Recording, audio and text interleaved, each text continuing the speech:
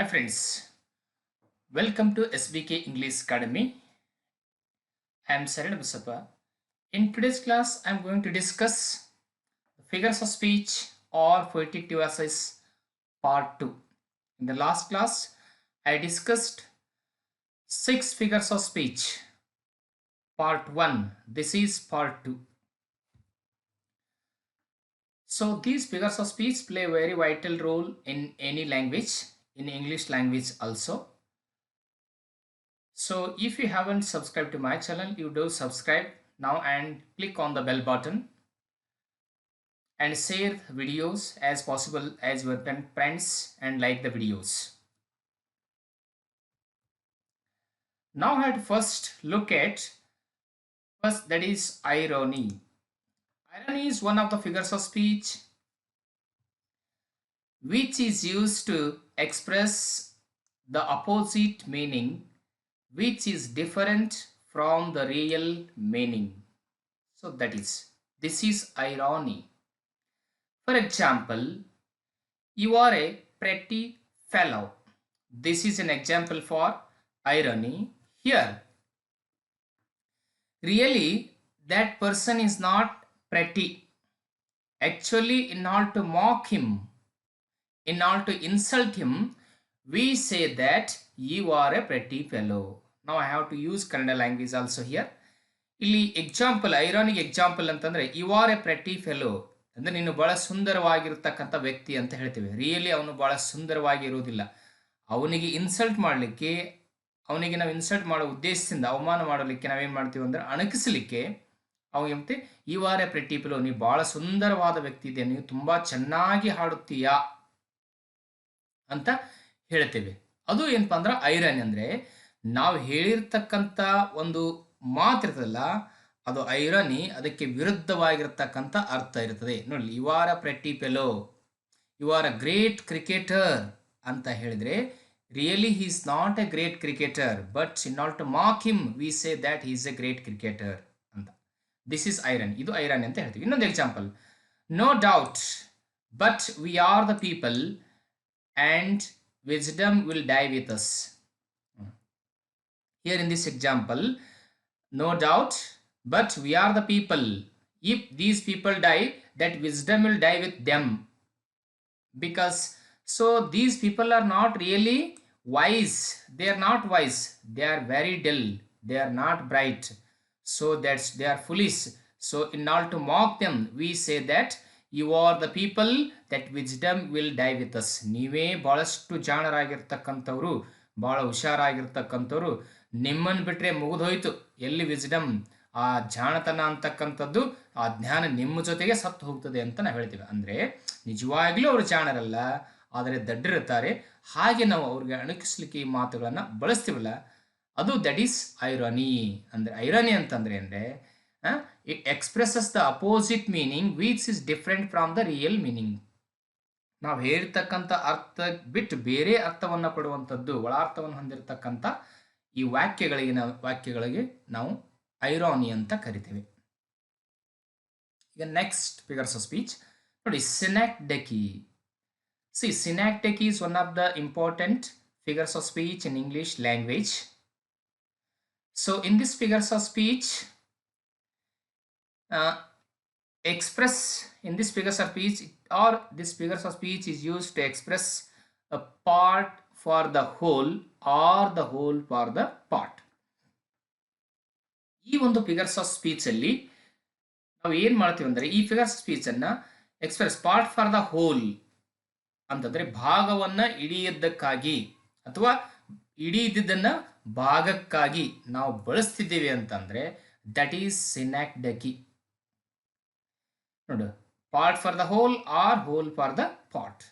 So I have given many examples here. ಇಲ್ಲಿ ನಾವು ಕೆಲವು ಎಕ್ಸಾಂಪಲ್ಸ್ ಗಳನ್ನ ಕೊಟ್ಟಿದ್ದೇವೆ. ನಿಮಗೆ ಎಕ್ಸಾಂಪಲ್ಸ್ ಅನ್ನು ನೋಡಿದಾಗ ಗೊತ್ತಾಗುತ್ತೆ. When you look at the example, you will see the first example, I have many mouths. I have many mouths here. Here mouth is an organ. Mouth is an organ of the body, human body. ಈ mouth ಅಂತಕ್ಕಂಥದ್ದು human ಬಾಡಿಯ ಒಂದು ಅಂಗಾಂಗ. That is ಅದಕ್ಕಾಗಿ ನಾವೇನು ಹೇಳ್ತೀವಿ ಅಂತಂದರೆ mouth refers to the whole body, whole human body. ಅಂದರೆ here in this sentence part is use for the whole. ಇಲ್ಲಿ ಪಾರ್ಟ್ ನೋಡಿ, ಪಾರ್ಟ್ ಅಂದ್ರೆ ಏನು? ಈ ಮೌತ್ ಅನ್ನೋದು ಹ್ಯೂಮನ್ ಬಾಡಿಯಲ್ಲಿ, ಈ ಮನುಷ್ಯನ ಶರೀರದ ಒಂದು ಅಂಗ, ಅದನ್ನ ಇಡೀ ಶರೀರಕ್ಕೆ ಹೋಲಿಸಿ ಹೇಳಿದ್ದು. ಅದಕ್ಕಿಂತ mouth is part of the human body. In this example part is use for the hole. Know the smiling year spring inspires man. ನೋಡಿ, year refers, that is spring season. So, see, all the best brains could not solve this problem. Best brains means here brain is also the part of human body. Here that part is used for the whole in this sentence also. ಇಲ್ಲಿ best brains ಅಂತಂದ್ರೆ ಎಲ್ಲ intellectuals ಅಂತ, intelligent persons ಅಂತ ಅರ್ಥ. ಎಲ್ಲ intelligence ಪರ್ಸನ್ಗೂ ಕೂಡ ಈ ಒಂದು ಪ್ರಾಬ್ಲಮ್ ಅನ್ನು ಸಾಲ್ವ್ ಮಾಡ್ಲಿಕ್ಕೆ ಆಗಿರ್ಲಿಲ್ಲ ಅಂತ ನೋಡಿ. All hands means all persons ಅಂತ, ಆಲ್ ಪೀಪಲ್ ಅಂತ ಅರ್ಥ. All hands are working hard. ನೋಡಿ, ಹ್ಯಾಂಡ್ಸ್ ಅಂತಂದ್ರೆ ಹ್ಯಾಂಡ್ಸ್ ರೆಫರ್ಸ್ ಟು ಪೀಪಲ್. ನೋಡಿ, all hands are working for the development of their country ಅಂದ್ರೆ all people are working hard for the development of their country ಅಂತ ಅರ್ಥ. People ಇಲ್ಲಿ ಕೂಡ part is use for the whole. ನೋಡಿ, India means Indians. Welcome to the American president. ನೋಡಿ, India in this sentence India this is hole use for the part ಅಂತ ಹೇಳ್ತೇವೆ.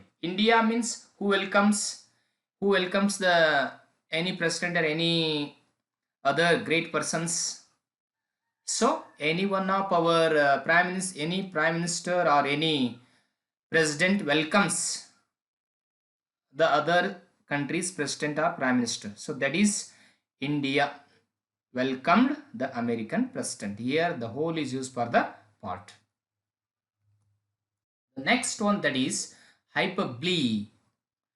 Hyperbole is a figures of speech. In this figures of speech we make a fast exaggeration or over exaggeration. ಅತಿಶಯೋಕ್ತಿ ಅಂತ ಹೇಳ್ತೇವೆ. ಬಹಳಷ್ಟು ಒಬ್ಬರ ಬಗ್ಗೆ ಅತಿಯಾಗಿ ಅವ್ರ ಬಗ್ಗೆ ಹೇಳುವುದಾಗಲಿ, ಅವ್ರ ಬಗ್ಗೆ ವರ್ಣಿಸುವುದಾಗಲಿ, that is called hyperbole.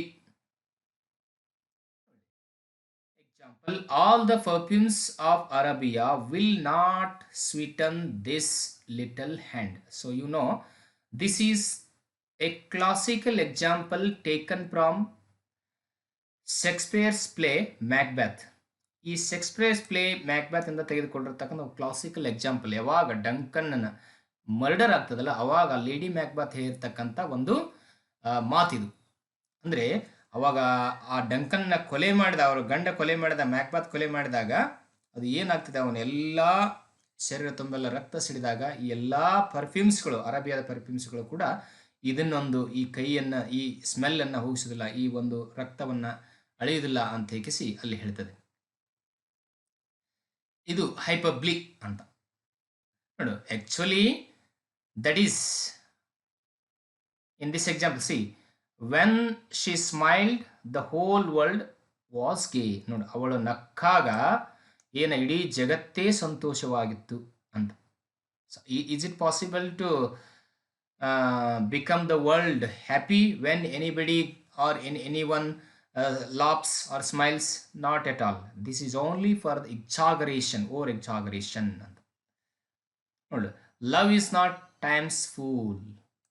So in the same, you see, why man, if the river were dry, see, very good example, I am able to fill it with tears.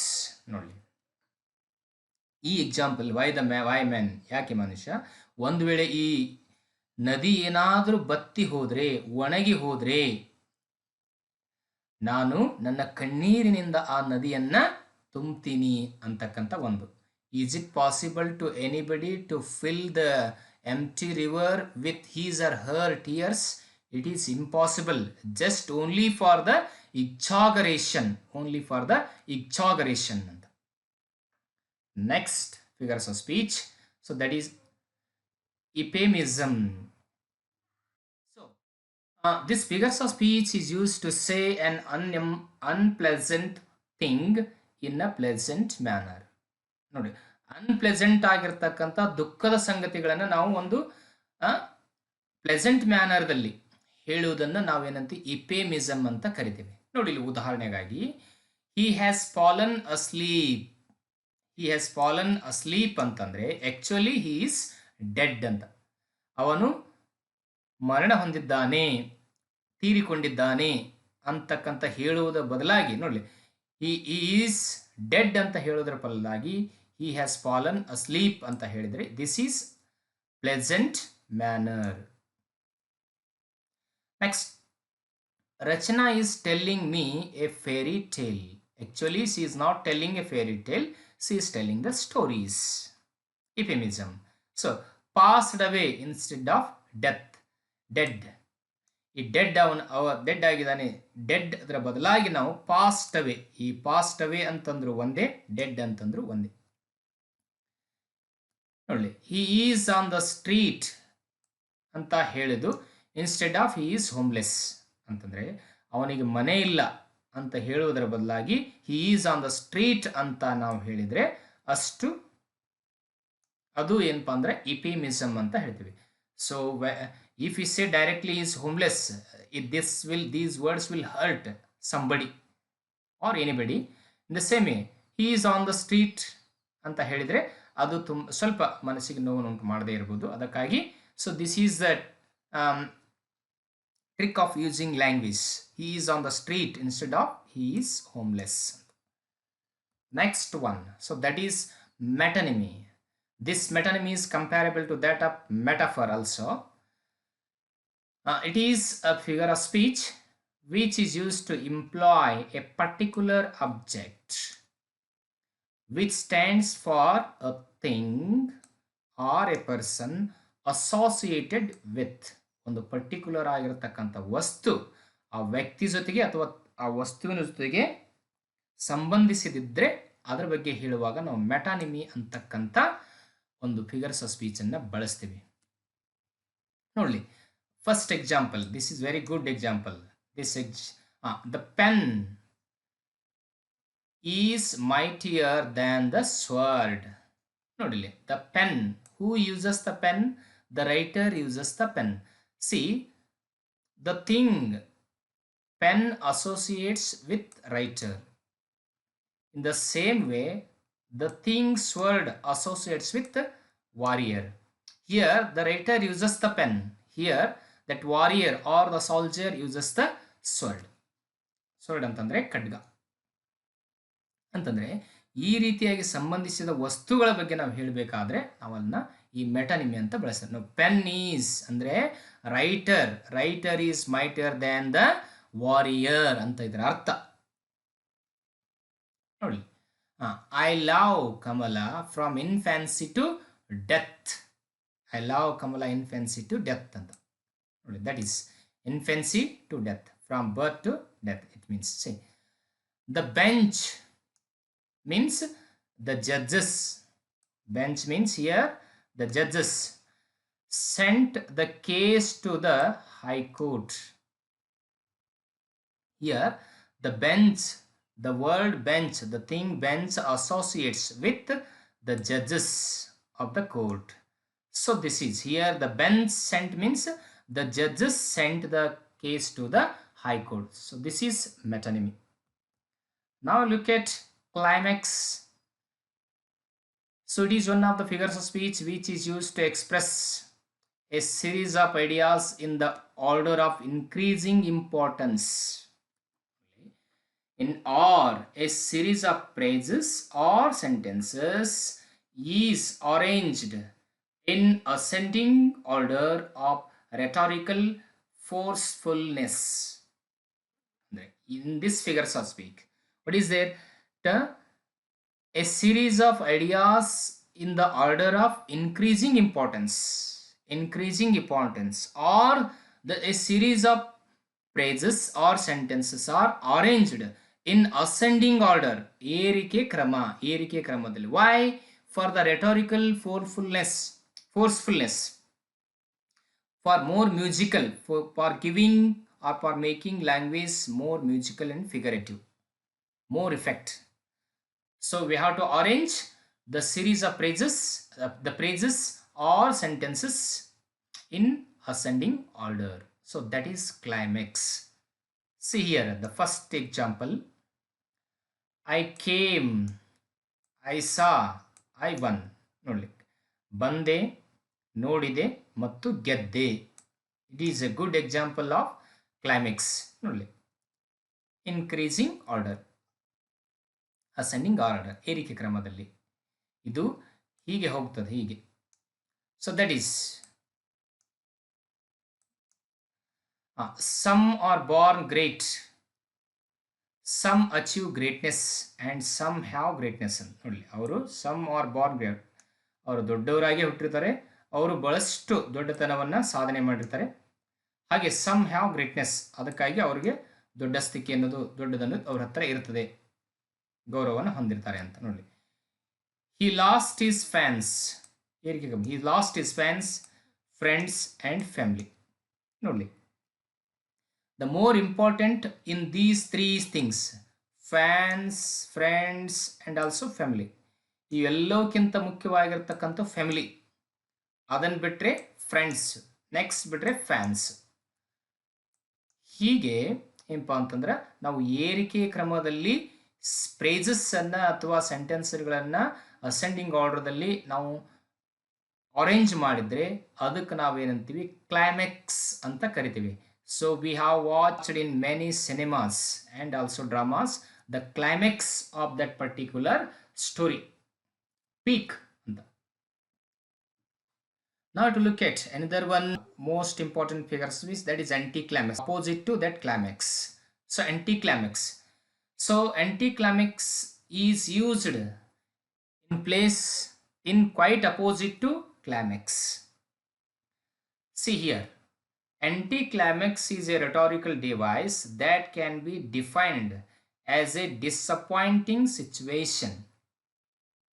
Disappointing situation ಅಂತಂದರೆ ನಿರಾಶೆ ಆಗಿರ್ತಕ್ಕಂಥ ಸಂದರ್ಭಗಳಲ್ಲಿ, ಮತ್ತು R A sudden ಟ್ರಾನ್ಸಿಸ್, ನಾವು ಹಾಕಿಕೊಂಡಿರ್ತ ಮಾರ್ಗದಲ್ಲಿ ಬಹಳಷ್ಟು ಜೀವನದಲ್ಲಿ ಏನಾದ್ರು ಭಾಳ ದೊಡ್ಡ ಬದಲಾವಣೆ ಆದರೆ, ಸಡನ್ ಚೇಂಜ್ ಆದರೆ, from an important idea to a ludicrous or trivial one, ಅಂದರೆ ಗ್ರೇಟಿಂದ ಕಡಿಮೆ ಬರೋದಂದರೆ. For example, from top to bottom ಅಂತ ಹೇಳ್ಬೋದು.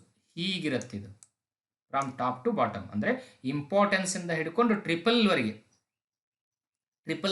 ಕ್ಷುಲ್ಲಕ, ಭಾಳ ಮಹತ್ವದಿಂದ ಹಿಡ್ಕೊಂಡು ಕ್ಷುಲ್ಲಕದ ಕಡೆಗೆ ಅದು ಹೋದರೆ ದಟ್ ಈಸ್ ಆಂಟಿ ಕ್ಲೈಮ್ಯಾಕ್ಸ್ ಅಂತ ಕರಿತೀವಿ.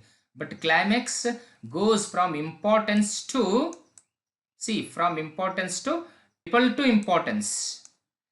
Climax goes from triple to importance, but anti climax goes from importance to triple.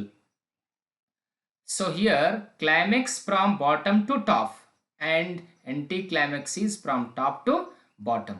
ಇದು ಇಳಿಕೆ ಕ್ರಮದಲ್ಲಿ ಐಡಿಯಾಗಳನ್ನು ಅರೇಂಜ್ ಮಾಡುತ್ತೆ, ಇದು ಏರಿಕೆ ಕ್ರಮದಲ್ಲಿ, ಅಂದರೆ ಇದು ಕ್ಲೈಮ್ಯಾಕ್ಸ್ನಲ್ಲಿ ಏರಿಕೆ ಕ್ರಮದಲ್ಲಿ ಐಡಿಯಾಗಳನ್ನು ನಾವು ಅರೇಂಜ್ ಮಾಡಿರ್ತೇವೆ. ಸಿ ಒಂದು example, he lost his family, friends and fans. So ಈ ಎಕ್ಸಾಂಪಲ್ ನಾವು ಕ್ಲೈಮ್ಯಾಕ್ಸಲ್ಲಿ ಡಿಸ್ಕಸ್ ಮಾಡಿದ್ದೇವೆ. ನೋಡಿ ಇಲ್ಲಿ ಇಳಿಕೆ ಕ್ರಮದಲ್ಲಿ ಇಲ್ಲಿ ನೋಡಿ, ಫ್ಯಾಮಿಲಿ, ಫ್ರೆಂಡ್ಸ್ ಮತ್ತು ಫ್ಯಾನ್ಸ್ಗಳಲ್ಲಿ ಅತಿ ಮುಖ್ಯವಾಗಿರ್ತಕ್ಕಂಥದ್ದು ಫ್ಯಾಮಿಲಿ, ಟಾಪ್ ಅಥವಾ importance, more importance is family, and after family that is friends, after friends and fans. So that is ಇಳಿಕೆ ಕ್ರಮದಲ್ಲಿ ಬಂದಿದೆ ಇದು ಹೀಗೆ. ನೋಡಲಿ, I die, I faint, I fall. ಇದು ಕೂಡ ಡೈ ಅಂತಂದರೆ ಏರಿಕೆ ಕ್ರಮದಿಂದ ಇಳಿಕೆ ಕ್ರಮ. ನೋಡಿ, ಏನು ಬಿದ್ದ ಮೇಲೆ ಫೇಂಟ್ ಆಯ್ತು, ಅವನಿಗೆ ಫೇಂಟ್ ಇಲ್ಲಿದ I die, I faint, I fall. ಇದು ಒಮ್ಮೆ ಡೈ ಅಂತಂದರೆ ಅದು ಹೈ ಪೀಕ್, ಅದನ್ನು ಮೊದಲಿಂದ ಏನಪ್ಪ ಅಂದರೆ ಇಳಿಕೆ ಕ್ರಮದಲ್ಲಿ from top to bottom, die, faint. ಒಂದು ವೇಳೆ I fall, I faint, I die ಅಂದರೆ ದಟ್ ಈಸ್ ಕ್ಲೈಮ್ಯಾಕ್ಸ್.